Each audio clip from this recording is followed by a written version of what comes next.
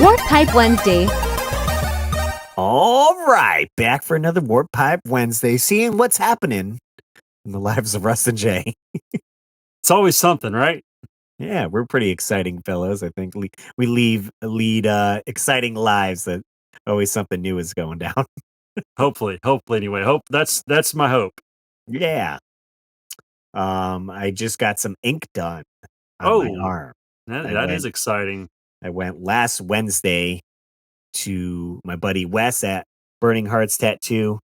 He's been working on my Nintendo sleeve here, and we got some color on Jason right here. Ooh, that He- green is fire. yeah, so he did an outline. We thought we are gonna have time to get I have Chrono on the bottom part of my hand over here, but we didn't get time to get to him. But we did kind of like a green around Jason because I said we're going to be adding maybe some woods because I have Link on this side and I have Ninja Gaiden also on the back of Yeah, my arm. So I was like, woods kind of fits, with all those all three. characters. Yeah. So he's like, I'll do a little outline. So I sat for the tattoo for maybe it was about 4 hours. David Abuzo was actually there the whole time. Oh And wow. he came down to take pictures of Wes and he helped me film a little bit of the tattoo process. But yeah, it's coming along great. I'll have to book a quick appointment to get Chrono, just because everyone is always going like, "Oh, is that Goku or is You're that like, nope. from?" And I'm like, "No, it's Chrono for Chrono Trigger." You'll get there. Yeah, and then This, after that, I was gonna say I ended up going to the movies. what'd you see? Um, they re-released for one day only. It was Final Fantasy Advent Children. Okay, And they had Wednesday night was the dubbed version and Thursday night was the subtitled version. So gotcha. me, my buddy Tom Ryan, and Ganny Man actually went to go see the film, and I had never seen it before. They've seen it in the past. I don't know when it exactly came out, but they were releasing it in the theaters because a new Final Fantasy VII game is coming out.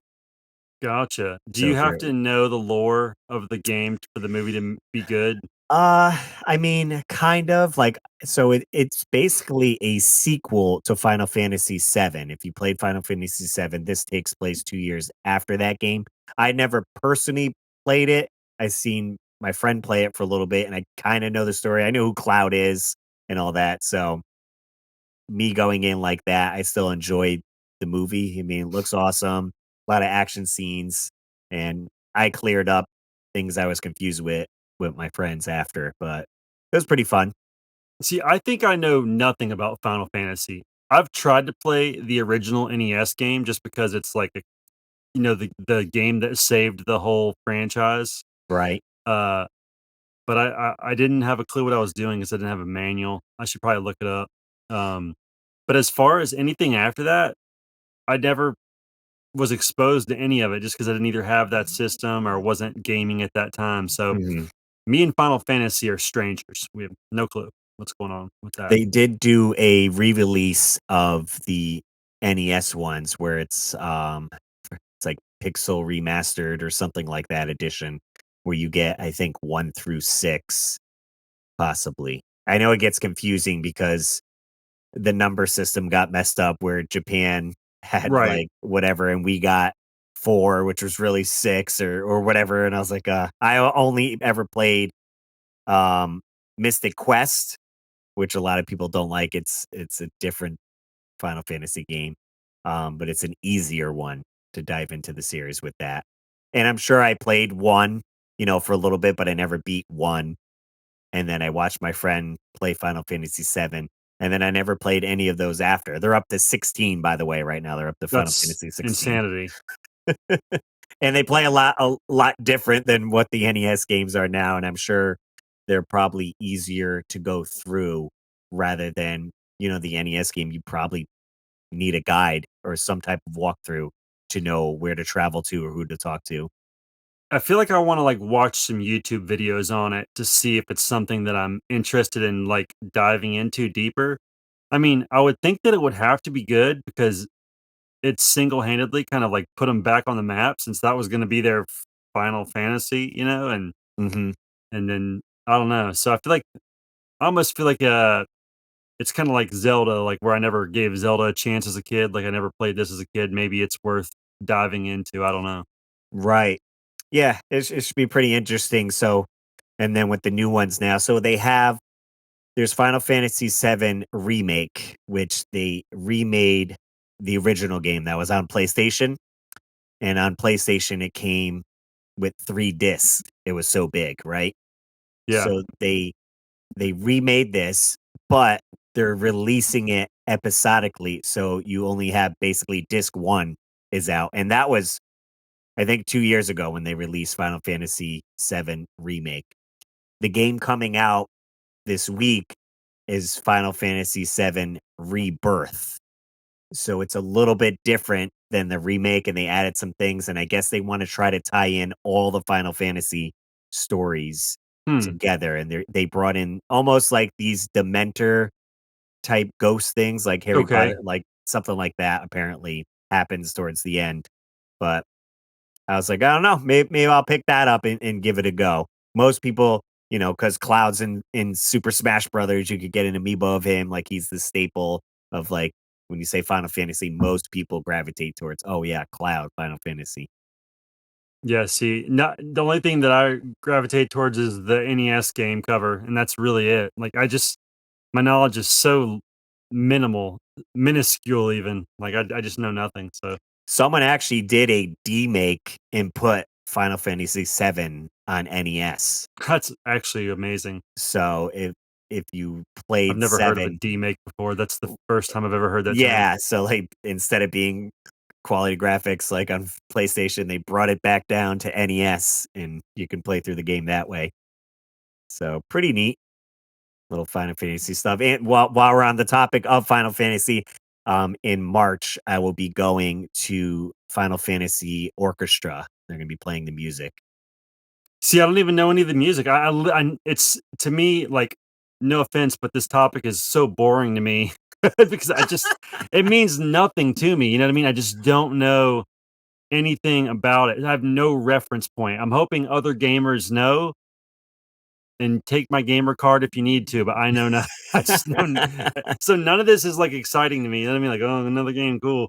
You know, just I Right, have right. no reference of anything, so sorry if my, commentary on this is pitiful, but I just don't know anything about it. Fair enough. Yeah, I mean, I don't play a ton of the games, only the RPG games. It's like it does suck up so much time, and I'm like, I have so many games I wanna get to and play. I put what I put 40 hours into Spider-Man, and I think that's, like, just scratching the surface with some of these RPG games, you gotta Yeah. sink 80 hours into or whatever. And again, if it's like Jay, you dedicate yourself 1 game a year, okay, yeah, I got a full year to put 80, 90, 100 hours into this RPG, then yeah, it'd Yeah, be a and good time. I can't even do that, you know what I mean? Like, Breath of the Wild, I had a whole year to play it, and I got 40 hours in, and I was like, What am I doing with my life?" But if there's one thing I can say, and I've said it multiple times, but I'm so jealous of David Apuzzo's time. He has 4 hours, we can come just watch you get a tattoo. Like, my wife would be like, "No, you can come do something else with your time besides watch your friend get tattooed for 4 hours, like, help me clean this house. Yeah, Go yeah, take your kids and go play." Like, "David, I love you, but I'm so jealous of your time." S yeah. Nice, yeah. Good times for sure. I don't know if you got anything. I had a few more things happen. I don't know what's going on I with mean, Jay. I snuck out another video. Oh, I didn't even see this I and missed my is it notification. quality material? I don't know, but, remember a while back, our friend Ambiguously Brown sent me Yes, this yes. lovely Game Gear that I have holding here in my hand, and I held the box for, like, a month, right? Because 'Cause I'm like, "Alright, I gotta video this. This dude sent me this really cool thing. I don't know what it is, but I gotta wait until I have a minute to sit down to video it because he deserves that." So I videoed it, I filmed it, I put it in Final Cut, and I started to edit it, and then that was August 2023. So here we are, what is it, February 25th? So I'm like, "All right, I gotta put this out." This Yeah, yeah. dude sent me this radical Game Gear with the upgraded, like, Screen and screen and new all this stuff, shell. Yeah. and, like, the least he deserves, at minimum, he deserves a video on it, like, thanking him because, like, Aaron just I don't think I've ever seen anybody anything this cool. I mean, maybe, but I doubt it. So, I was like, "You know what? I've got a lot of old material that I just filmed and never did anything with, so I'm gonna start a new series, and it'll be called From the Cutting Room Floor because it's stuff that just Jay never just for whatever reason, I abandoned or stopped or, Mhm. whatever." So, I started with his video because I felt like he'd waited clearly long Yeah, yeah, enough, yeah. and so I put that out, Saturday morning at 9, and, Okay. so it's just it's just an unboxing video, so I wouldn't call it quality content, but I felt that Aaron deserved, to see me and my reactions to it. Right. So I'm gonna be diving through some old like files that were in my camera and seeing what I can find. I know Creepy Todd, I did a and there's me, yeah. Creepy Todd, I did a video in his game room before he sold everything that needs to come out, Okay. and a couple other like I had this one friend who I met at a yard sale, and he found these crazy boxed NES games and some really cool um uh, Z-Bag, like, rental style cases that are really cool that I wanna show off, and so I found his video. So I'm just gonna be diving through, some of my old, little what are those cards called? SD cards, and seeing what's on them and what I never actually bothered to put out, and if I can piece some kind of a video together, I'll put that out, as some extra content. But I Mhm. don't know if I told you this, Russ, but my plan moving forward is try to do 1 video a month. Yes, yeah. So I think that's doable. This way you set yourself a goal and try to hold yourself accountable to like, okay, what could next month's video be? Can I start working on that, gathering footage, yeah, music, or have an outline that you want to follow for the yep. story you're trying to tell? So that'll at least give me some kind of, presence back, and it's not so overwhelming, hopefully, where I can't do it. And I've kind of missed it, honestly, like, Mhm. the whole process is kind of fun. Um, it's just when it's on top of everything else that life has to offer. Like, I don't know how you do it. I think you have some kind of secret, like, I don't even know, like, battery in your chest. I don't know. I think Russ is a robot. If he pulled it, he's not drinking water. That's oil. He's just oiling his gears up so he can keep going. Yeah, I mean, definitely time management is where it's at, and how to be efficient at everything you want to accomplish. I put a lot of stuff on my plate, to say the least, and I do a pretty good job of dedicating time to everything, so it's not neglected, so to say. And like Jay says, I have tons of footage of videos I still want to put out. Having 45 YouTube channels. Uh, So it close. certainly gets hard. I mean, I still have our entire Disney vacation I need to edit. I'm working on day 2, so I'm almost done with that. There's a video I filmed a year ago, and I've been trickling footage throughout my videos. If you watch my videos, you're like, "What is that? Where's that footage from?"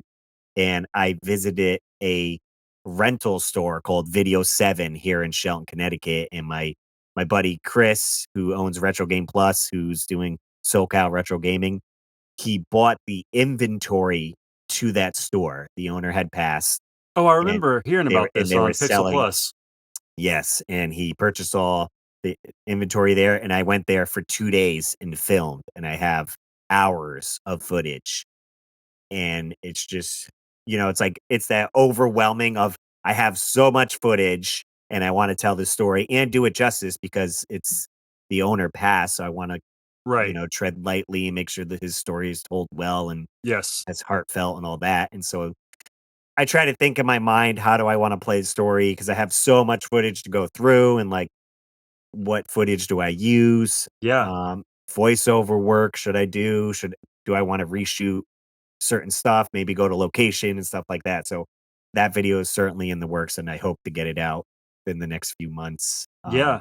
That actually you just reminded me, there's a video store called Family Video, and when I found out they were going out of business, that was the last video store in Greenville, South Carolina, the area that I live. Um, so I went and filmed it, never put it out. And going back even further, when I found out Toys R Us was going out of business, I went to Toys R Us and filmed for a while. And so I Wow. have all this Toys R Us footage that I should Yeah, put yeah. out, so I just have tons of stuff that I just never did anything with. So, um, I kinda hope I can find somebody to make me some kind of a graphic or something. So it's like, from the cutting room floor, or maybe I can figure out how to do it myself. I don't know. But, I'm gonna be working on some of those videos and Mhm. mix in. I have probably like 4 or 5 more oddities videos that I wanna make, and, with the stuff I've collected over the years, and then that series will be wrapped up. I Nice. don't I don't think I'll be purchasing anything new for that, Right, right. and might even be selling some of the oddities that I've collected so far, so There you go. make some room for some games or something. But yeah, so I'm excited, and to be back in a limited role and kinda moving the channel forward and try to push for that 10K. I think that would be cool. So, Yeah, a milestone to hit. yeah, Again, yeah. setting yourself, achievable goals, Mhm. lower reaching goals. So it's like, all That's right, right. one video a month and maybe get to 10,000 subscribers Yep. by the end of the year or whatever. That'd be kinda sick. Yep. Yeah. Sweet. What else I've been doing? I just started printing. Someone contacted me. I'm in a group chat with a bunch of other retro gamers, and they're doing a custom Jason NES and yeah, custom Friday the 13th, I guess you would say, Yeah. NES system. Okay, so it's Okay. it's purple and teal and all that. So he wanted some NES overlays for the controllers so it would match the system. So he reached out to me and I was like, yeah, I was like, it's been a while since I've done some, but I can try to get back into the swing of things. So I got a design going, send it to him. He approved it. So I just got to get it printed. So I think I'm going to try to start selling some of the overlays because when I print it, the sticker paper is pretty expensive and I Yes. could fit 6 overlays on a sheet. So I'm doing the ones like he needs and then I'll have some extras. And then I think maybe the route might just, obviously put them on Etsy shop and this and that, but I think the route to go is do a reel, put it on Instagram or put it on TikTok and be like, "Hey, I got 2 Zelda ones, who wants them?" Like, Yep. just DM me and, like, kinda show it off that way. Yeah. And especially it just being a sticker, like, mailing, that's gotta be super cheap.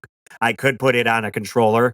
So Jay asked me one of the episodes, I forgot what it was. He's got the NES controller with the guy on it that was from Yep. Nintendo Power. So I printed 2 of those. So I'm gonna send one out to Jay. So he has one as a you said you wanna do a giveaway or something? Yeah, and I'm really excited, and I really appreciate you doing that, Russ. And honestly, I think there is a market for that particular sticker, Mhm. Oh, at yeah. like, probably, like, on eBay or I guess anywhere really that you can sell. But that sticker, because it is so expensive, it's like getting a little Samson repro cart, right? Like, Right. I'll never afford little Samsons, but I could maybe buy a repro cart and feel kind of like I have it. I think people might be into that sticker specifically because it was a Nintendo Power sticker. I think you could probably do well selling that. At least that's my hope because Right. I think it's kind of wanted, but it's hard to get a hold of. And when you can get a hold of it, it's a lot of money. Gotcha. And then, it also dives into, like, do I wanna sell controllers with the sticker on? Like, there's so many tier levels I can do. Okay, here's the sticker, you could buy it. Here's the sticker on a stock controller, could sell that as well. Maybe I'm gonna paint the controller and put custom buttons with a sticker. Now the price is higher and going higher. Is it harder to sell? I've seen controllers and I purchased braided bungee cord to do the cord in a braided cable, so it looks Oh really nice, wow. and I've seen those. I haven't attempted it yet, and I'm like, is it worth my time to do that? Like, on Etsy, I've seen a few, and they're asking, 60 to $80 for a Dang. controller, so I'm like, I don't know. I mean, obviously, it's easier to sell just the sticker, like, okay, $8, free shipping or something like Right, that, right, and those are super easy, but then you're taking up more time. Oh, okay, now I gotta paint the controller, I gotta find time to right. do that and assemble it, blah, blah, blah. So, I think I have 2 custom controllers you've made me. I have a Ninja Turtle one. I actually just saw it a little while ago, and then I think nice. you made me a Castlevania one too. Sweet. Yeah, yeah, I'm sure, Castlevania ones I think are pretty good. I stick to the staple series. I think Yep. that does well.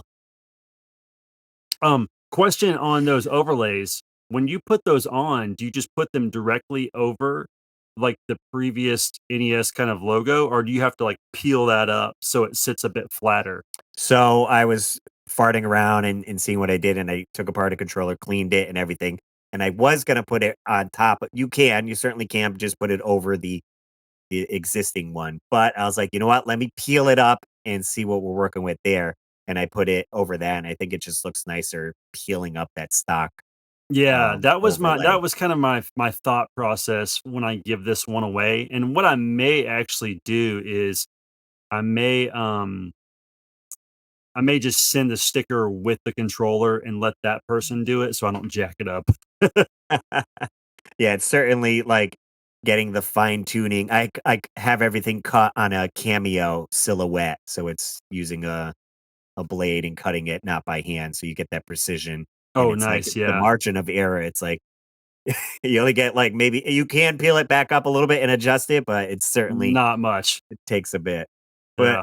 could be fun. So I'm excited to kind of get back into that. I made some.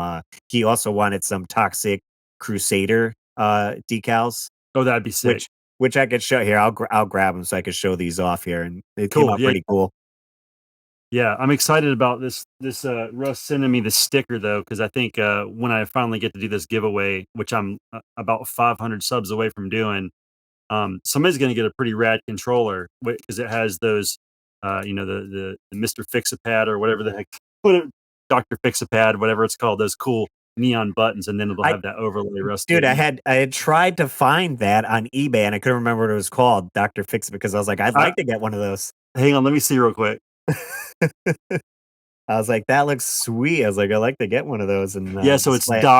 Doc's Fix-a-Pad. Okay, Doc's Fix a Pad. I'll send you a picture after this podcast. Sounds good. So this one is actually the NES Classic controller, I and love that. I peeled off the sticker and put it on there, and it came out pretty sweet. And then here is a just the decal itself with that logo, Yeah. infinite power and all that. Stay focused on that. They don't want to see That's that. a great idea to put it on, like, the classic controller.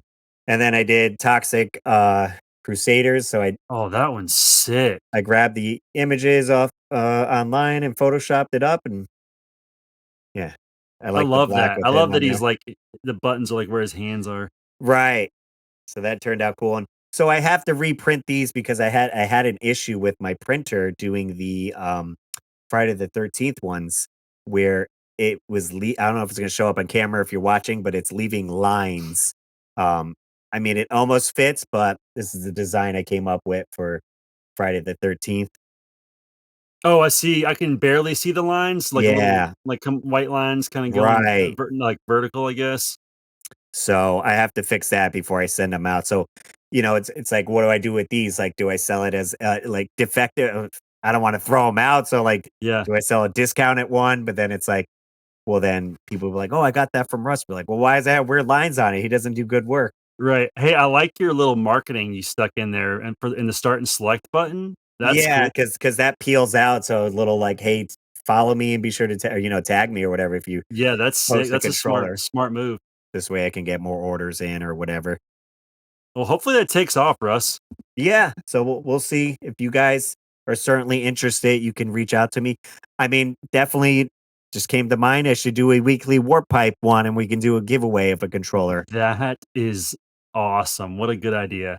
So I think that'd be cool. And you guys are listening to Wednesday right here. We actually will announce now. I'm going to start promoting it. But if you listen to the episode today on Wednesday, we are going to start live streaming the podcast, and you can check it out Wednesdays at 10 p.m.